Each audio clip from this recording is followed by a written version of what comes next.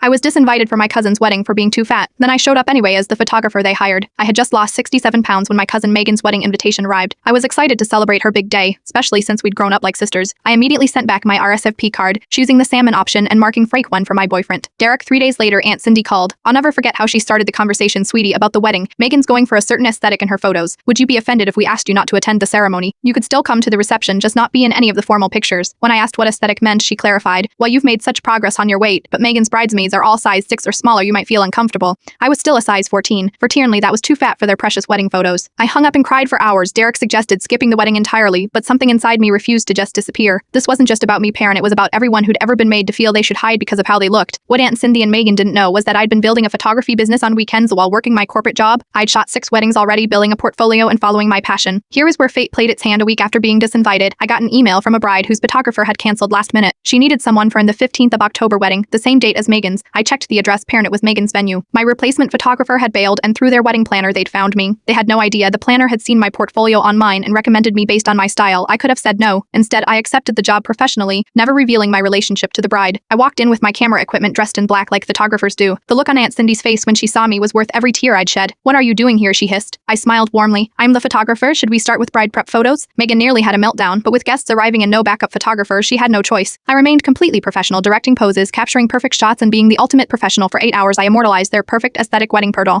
all while being the fat girl they hadn't wanted visible. The final twist. The photos I delivered were stunning or petite beautiful. The bride and groom looked amazing because I am actually good at what I do. Megan's thank you note before she knew who I was called them magazine worthy. When they discovered it was me, the family imploded with arguments about whether I'd sabotaged them. I hadn't, or if they owed me an apology, they did. I never got that apology. But I did get something better. 4 referrals from wedding guests who loved my work, launching my full-time photography career. Sometimes the people who try to make you invisible end up putting you in perfect focus. And no, I didn't retouch Aunt Cindy's double chin in any of the final photos.